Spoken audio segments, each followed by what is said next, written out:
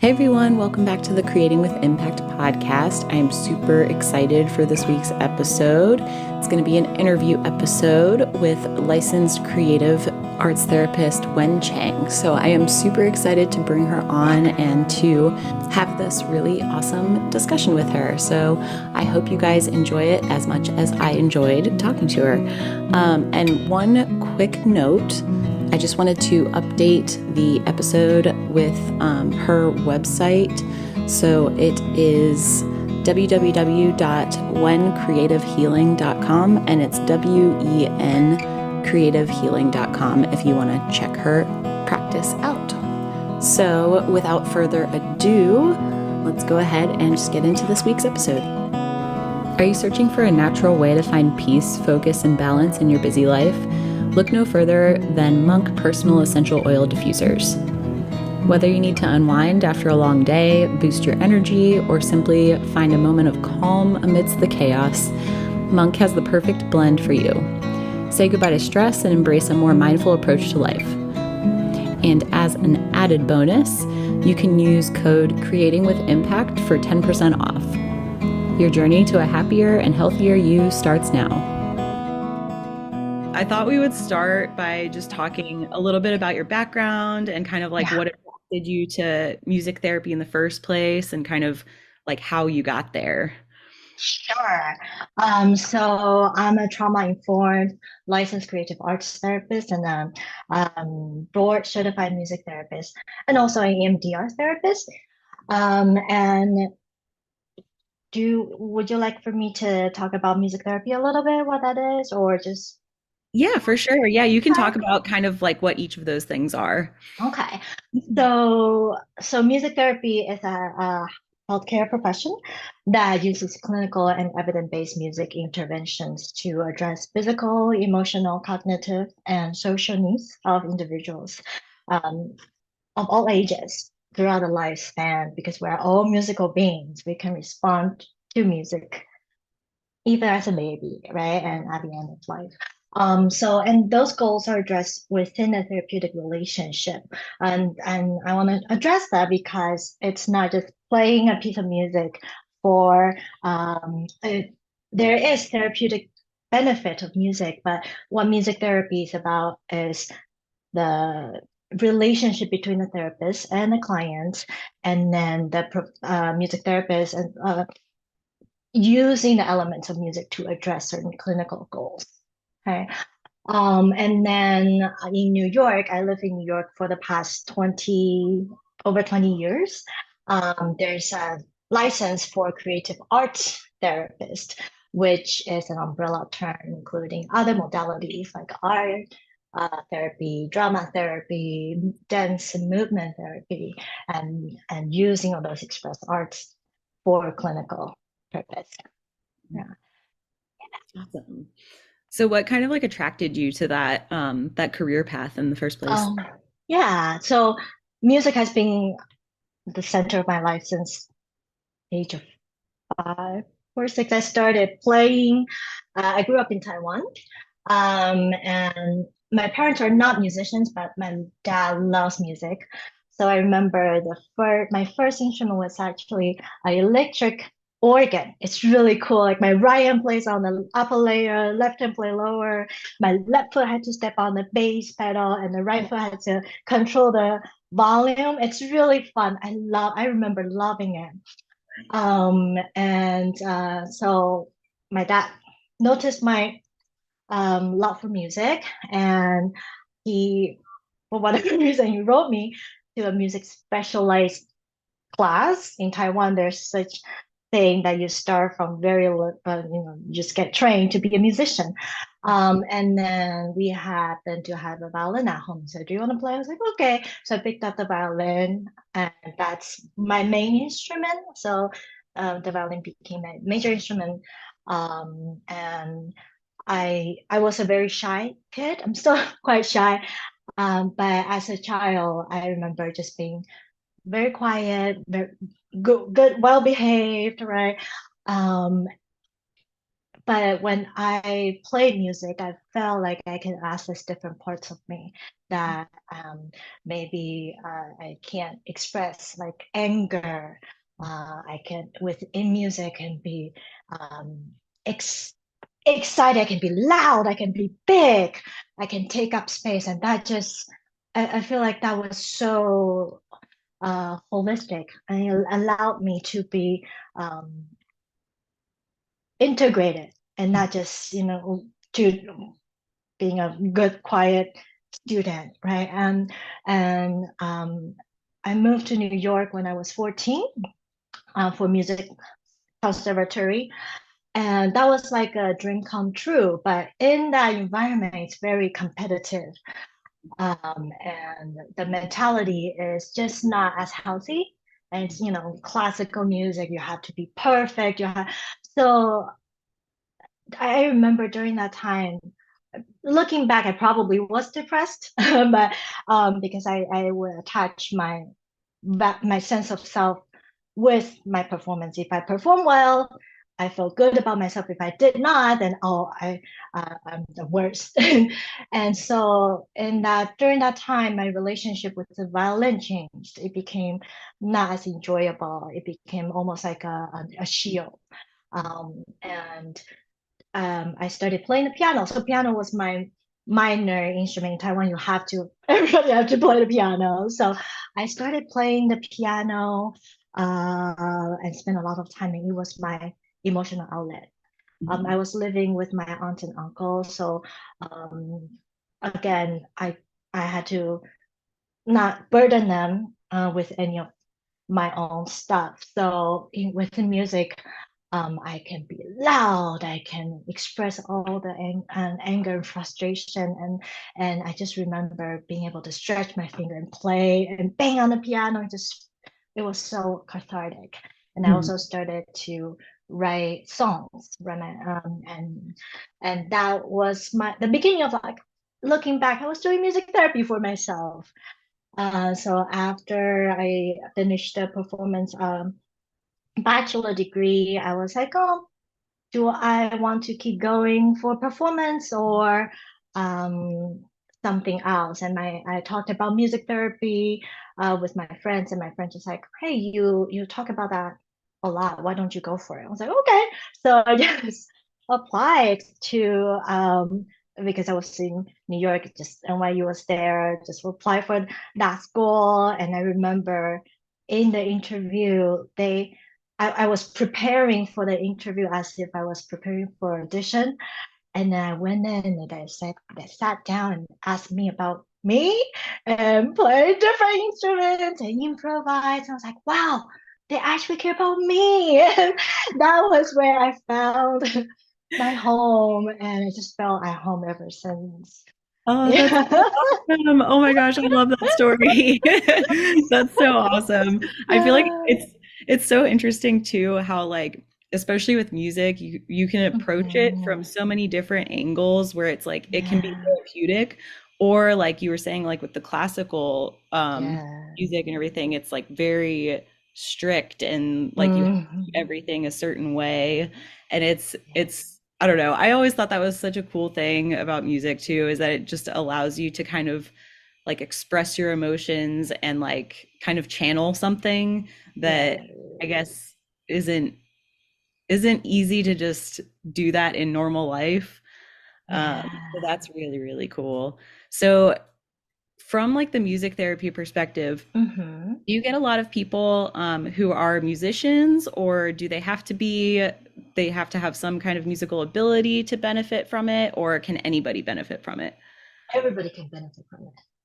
That, You don't have to have any musical background because, if you think of our heartbeat, it's our pulse. Everybody has that, right? So it's already the connection to rhythm. And the way we talk, there's contour, there's melody. We don't talk like this, we don't know, right? So it's musical. We all can respond to that. And our emotional world, our internal world is constant tension and release. And music is about tension and release. So In my career, so I started working as a professional since 2010. So I worked in hospital, in schools, and nursing facilities, and um, nonprofit organizations, and with people from premature infants, children, adults, elderly, to patients in hospice care. So really throughout the whole lifespan, it's really cool that even with premature infants, we can use music therapy. That's really, really cool. Yeah. Like you don't even have to have like that language there to benefit from it, which is really, really No. awesome. So it's Hmm. really anyone. That's cool. Yes. That's Yes. really cool. So I guess what I don't know if this is the right way to word this, but what kind of like benefits do you see Mhm. from people who like do music therapy for like a long time or just like a Mhm. sustained amount of time? Oh, the benefit for music therapy for people who receive music therapy. So, Mhm. depending on the population, there's different goals. For example, if the client's in the hospital, then the benefit might be pain management, can be stress management, and can decrease anxiety level and can enhance the quality of the every day in living in the hospital, right? And right now I'm doing more long-term trauma informed treatments, and so with that I get to really grow with my clients and see their progress. So what I see the most is that ability to tolerate emotion, to accept their emotions, to even embrace that, right? A lot of the time when um, disease often is just suppressing that emotion. There's emotions, feelings are energy. It has to flow. If it doesn't flow, it gets stagnant and we get sick. It can manifest through physical illness, Mhm. migraine, heart disease, digestive system, they all they can tie to the suppression of our emotions, right? So through the creative arts work, we are allowing or giving a platform, a venue for those emotions to flow, and those are very important messengers telling us what we need, what we're yearning for, what our authentic inner voice Mhm. are. And through that, being able to sit with the difficult emotion, to release it, and to find insights, to look deeper and gain more deeper understanding of who we are, what we actually want. For sure. Mhm. I Yeah. remember, I think there was, I can't remember if it was like a documentary or something that I was watching, but it was Hmm. talking about disease as dis-ease. Yes. And I always thought that was so interesting because Yeah. it makes so much sense too, because even when you're feeling like, even if you're just feeling stressed out, you can physically like Oh, feel yeah. it. Yes. Yes. So interesting. Mhm. So can you talk a little bit about like what the average like music therapy session looks like, or if there even is an average? Again, it depends on the population. If my client is a neurodiverse child, for example, a child on the autism spectrum, then the session will be more structured because that ritual is very important. So we might start with a hello song, and then after the hello song, we move into drum songs or shaker to work on their motor skills. Growth and fine motor skills, and then there are some songs to um, uh, so through drumming, through singing, it's all allowing that self-expression, right? And in my training at NYU, it's creative music therapy, which means we improvise a lot. So when a child comes into the room, their how their pace, how they present themselves is already a musical input. And I improvise according to that to create that connection. And oftentimes, we might see just what seem to be random tapping on things, right? And or for self-stimulation, tapping on the head, and we don't want them to hit their head. So instead, we can bring them a drum. So they get that stimulation, and also now there's musical input. Okay, and with that musical input, I can add melody. Can you hear the piano? Mhm. Okay, so if they're tapping like this, I can just do. So that becomes a collaboration, right? It's no longer them being in their own world. And oftentimes I see they look at me or they search for the sound source and then they want to play more. And through that collaboration, we are encouraging, we're working on their motor control. We can, if they stay with me, I might challenge them to play louder, softer, faster, or slower, right? And impulse control. And then also, I think it's the creating meaning together in the moment and creating that relationship. And it's through those process, this kind of positive experience of I'm doing something meaningful and connecting, that, and you can see the child just grows and blossom. And yeah, it's really cool. I love it. So that's one kind of what music therapy session might look like, right? Another, yeah, and another for psychotherapy that I'm doing more with adults or teenagers. Um, we might identify, my client talked about something and then suddenly I see that tears are coming up. Okay. And so we pause there because words can just distract and move on. But if there's feelings coming up, that means something important is happening. It hits a core, right? So we pause here. Let's explore that. And let's find, teletherapy, I would use music and imagery a lot. And so let's notice what this feeling feels like in the body. Okay, and where do you feel that? Oh, maybe in the chest, maybe in the stomach. Okay, does it have temperature, shape, texture? I'm helping my client to take a moment to slow down and notice the internal experience. Okay, and then let's find a piece of music that resonates with this internal experience. Tempo wise, is slow, medium, and instrument wise, what kind of instrument do you hear? Strings, piano, or orchestra, things like that. And then I would choose 3 pieces of music according to the description and let my client choose one that fits the best. And then I'll play that piece of music while they draw. And it's an open, whatever comes to mind. It can be an image, it doesn't have to be, it can be lines and shapes, right? And then afterwards, we look at the image together and process that.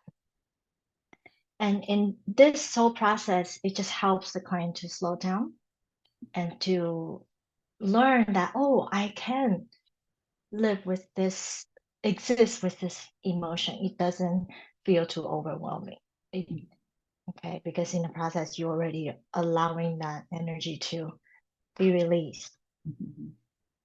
And then through looking at the picture together, we often find new insights and meaning from it. Yeah. That's So that's awesome. another approach, very different. Mhm. Active create improvisation or using pre-recorded music, Mhm. combining art. Yeah. So it's like very dependent on like the person that you're working Yes. with.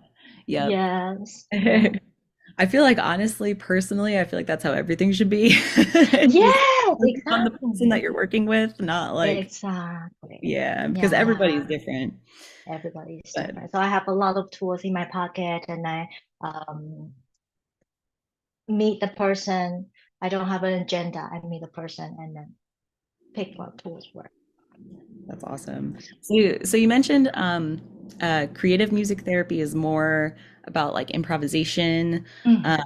and sounds like kind of like being in the moment. Are there Yeah. other like sections or subsections of music therapy that are more like kind of niche and focused, or is it more of like an overarching kind of thing? So with the, I would say elderly population, we use songs a lot. Or, because songs um, carries emotion and it can elicit um, memory, positive memories from the past, and actually organize that person into the moment and regulate mood. So with that population, we use a lot of songs in the 20s, 30s, 40s, 50s, 60s. We also do drumming circles. Again, it's creating that social connection and work. And when music happens, you can see the room just becomes alive, and the acuity level increases. People are in a flow, and when we are in a sense of flow, that's the optimal experience, right? The more optimal experience we have in life, the better the quality of life can be. Mhm. That's very true. Yeah. Um, so what are some of the challenges that you encounter, and kind of like how do you overcome them? I'm sure like during COVID, that was probably a whole thing all itself. Yes, yes. So, the I think with COVID, with the teletherapy, the uh, biggest challenge is the time lag between, uh, right, the what the client hears and what I'm playing, or vice versa. So, improvisation can be a little tricky, and I just have to know that what they're hearing from me is slightly behind, and what I hear from is slightly behind, and I just have to keep the flow. I had to keep that pulse instead of responding to what I hear, because Mhm. it's gonna delay and affect the flow. So that's one. Another challenge I encounter is that people saying that they feel self-conscious about, oh, I don't know what, I never play music, or don't have a good voice. I don't know how to sing, right? And how I work with that is to make this experience very playful, very easy. Let's make silly noises. Start there. And then after making it playful, okay, let's add a little melody to it. And now it becomes less intimidating. And then we add more slowly. They're like, oh, it's not that hard. I think the important what with music therapy is like it's not that hard. Make music is not hard. We all have it. Yeah, to break that separation between the musician, the professional, and the audience. Music should belong to everybody. We can all benefit from it. Definitely. Yeah. Are there any like success stories you'd like to share or Sure. Um, I thought of two mo small moments, aha moments, that I want to share. One is in a hospital. I was working with a boy who had an injury and had to stay there for a week. And he was 9, and it was a very good boy. He didn't want the parents to worry, so he held everything together, saying, "Oh, I'm fine. Oh, it is fine." And when I was working with him, I was like, "Okay, let's just play some music." So he was playing, and we moved to some vocalization. And the reason that I chose that is because our when we try to suppress our feelings, we hold our breath, right? And but our breath is the source of life, and it connects our mind and body. So voice work is very powerful in that way. That when we connect to our voice, our breath, we are able to connect to our body. So I suggested that he was open to it. So I was playing some um, um, um, blues and just like, let's start with making funny sounds. So we were making funny sounds. He was having fun, and then adding short melodies for him to echo, and then he started to get into it, and then he started to sing about how hard it is to be in the hospital and to be away from his friends and not wanting his parents to worry. And he just started crying, and I just held the space for him. And afterwards, you could see his affect, his body was more upright. You know, he had let go of a lot of that emotion that he was holding along. So yeah, I know. Oh. I see a lot of moments like that. It's really amazing. Oh. Yeah, yeah. So and another one is with music and imagery with more psychotherapy. And my client was a music therapy student actually, and so she wanted to work on her social anxiety. And then so we chose a piece of music to explore her anxiety, how it felt like. It felt like a wall stopping all this toxic green sludges. He drew the whole thing of it. And then on top of the wall, it's beautiful flowers. Okay. And so we're just and so so it's stopping that toxin to flow. And this top is that persona of nothing is wrong, right? What if we allow, what if just allow a little stream of that sludge to flow through? What would happen? She started to imagine it. And then she started saying that, oh, and it will destroy all the flowers. It will make everything messy. But then it will keep flowing, keep flowing, keep flowing. And then it will become a pure, beautiful, clear body of water. And she could, you imagine herself swimming in that water. And so it's just a beautiful metaphor of the therapy process, right? You gotta be messy. You gotta allow something to happen. And then if so, and then so I in the next couple of uh, sessions, we are in the process of allowing that to happen.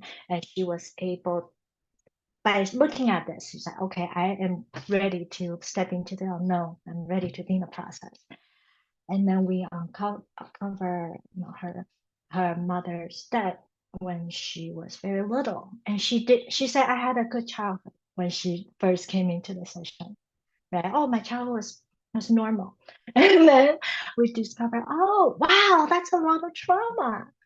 And she was able to spend time to grieve for it and grieve for the loss and be. And there was a moment of time that she put her own hand next to, um, she drew a little girl screaming and making everything chaotic, and that was her own child, right? And then put her hand next to that child and said, I'm here for you, right? So that's the moment of self-love, compassion coming in. So music and creative arts therapy can approach it in this way. So we are not only addressing that anxiety symptom, and but we are getting into the deeper um, roots of, oh, where did that come from? Where did you learn that you have to keep everything together?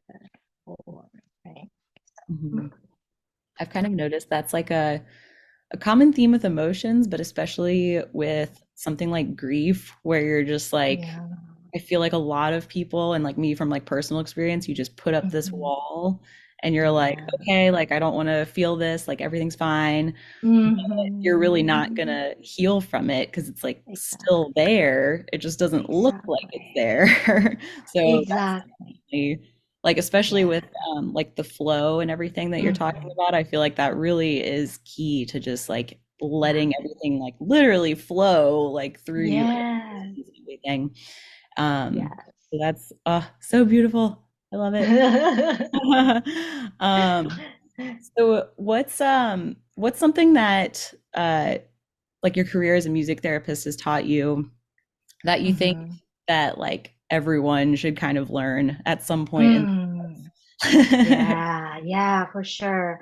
Um, I learned what I learned the most, especially from my background as a classical musician, is the art of improvisation. And I'm not just talking about musical improvisation, but improvisation in life, right? It's an attitude, it's a way of life. It's being okay to step into the unknown and taking that courage to walk into the unknown and work with whatever that's there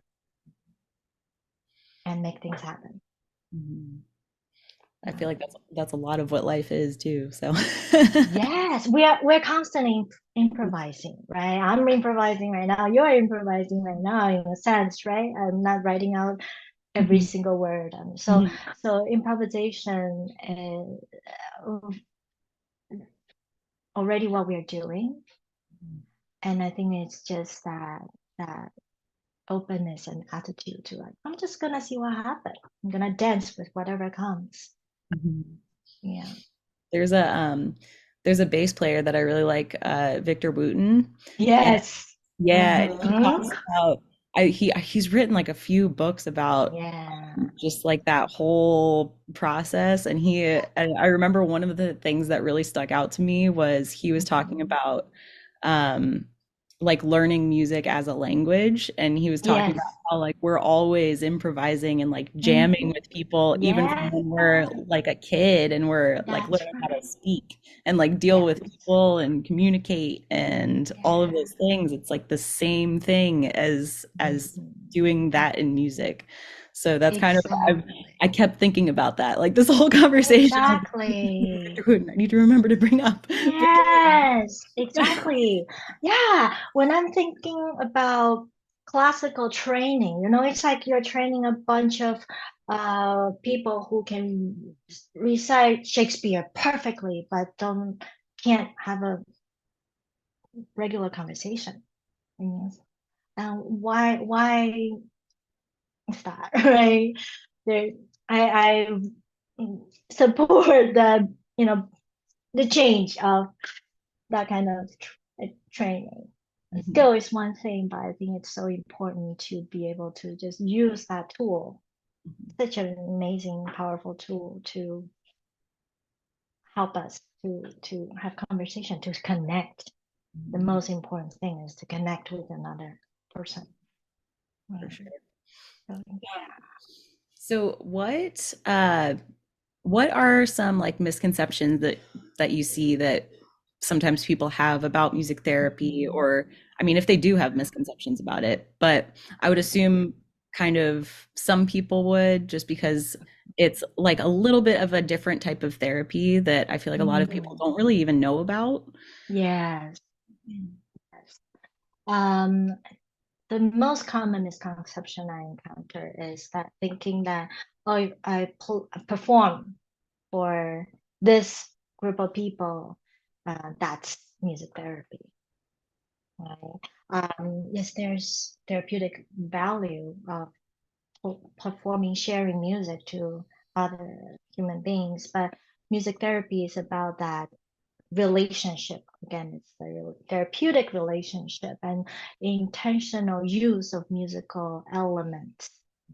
So I'm using music differently. I can sing You Are My Sunshine differently with a child, with a group of little kids at school, or with a patient in hospice, right? And so it's knowing how to use music to elicit the change that you want to, the goal you want to address. I think that's a big one. Mhm. Do you have any like books uh, Mhm. or like types of music or art or anything like that that you would recommend to listeners? Yeah. I thought of two books that stand out. One is called Music for Life, and aspects of creative music therapy with adult clients. So it's for people who are interested in learning more about music therapy. And this book is written by a music therapist. And there are beautiful, beautiful stories of music therapy, of his work. And it's just a very humanistic and it's beautifully written. And he was the one who, in an intro, I remembered describing us human beings as musical beings. And I just remember he's writing just beautiful. And another one is Free Play, Improvisation in Life and Art. It's a great book. I learned a lot from that book. Again, it's the idea that improvisation is life. We are constantly improvising. And so those two books are and music. I love all kind of music. All genre. I think the more open and to listening to different types of music, the better. Mhm. Yeah. I've noticed that too, like a lot in like the live music scene. It's like the more types of music that you can like absorb, the better, because then you have all Yes. different things to pull from. And I feel like it's kind of the same Totally. thing with just Totally. like going about life. It's Yes. always nice to have the variety.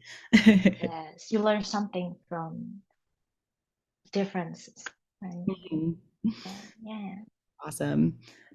So for somebody who might be like looking into music therapy or just looking into like different types of therapies Mhm. besides just like standard talk therapy, which always is good, but um, Mhm. what would you like tell them or like what advice would you give them in Mhm. terms of like finding someone? Yes. So, I mean, Googling art therapy, music therapy, dance movement therapy, and see what's who is available, and make sure that therapist has the credential and the training that um, they complete the training, the program that's accredited by the Music and Art and Dance Movement Therapy Association. And it's very important making sure that you're working with a therapist who um, go through the, the specific trainings that Mhm. equips them to provide a service. For sure. Mhm. And then so a lot of the podcast is about like multi-passionate musicians and creatives. And I found that a lot of times what comes with that is you can easily overwhelm yourself and Yeah. try to do like too many things at once. So Mm. do you have any advice for people that either are having trouble deciding what to focus on or um, if they're just kind of having trouble like balancing everything, just especially with Mm. life now, it just seems like everyone's busy. Yeah. Yeah. Um, Prioritizing Mhm, what the most important, listing them out, maybe what's the most important, what might be, if there's any time constraint. I give myself, I'm also, I like to dabble in this, I like to study that. So I think what helps me is to uh, prioritize what the most important, and how much time can I allocate for that. And maybe every day there's some morning rituals, and then one variety that you include that can spice everyday life up. mhm. Yeah. I feel like having that like those morning routines and evening routines is so important. So important. I just started kind of implementing some routines and it's made like a huge difference because it's like one less thing that I have to like think about. Yes. So uh if you're comfortable sharing, where can people find you if they're interested in scheduling with you or learning more about like your practice? Sure. I have a website and I will email that to you as well. Okay. It's a creative healing EMDR. And so hold on, let me just double check the Yeah, no worries. Better safe. yes, EMDR creativehealing.com. And I'll send that to you as well.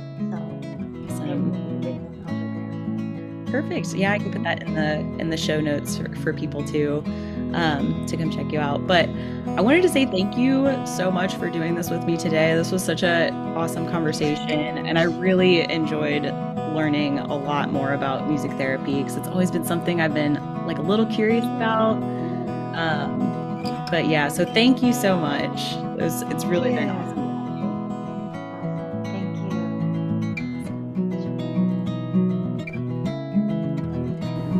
you. As always, you can find me at creatingwithimpact.com or on Instagram at creatingwithimpactpod. You can also check out Creating with Impact on Patreon at patreon.com/creatingwithimpact, where you can become a subscriber and get all sorts of extra content and resources.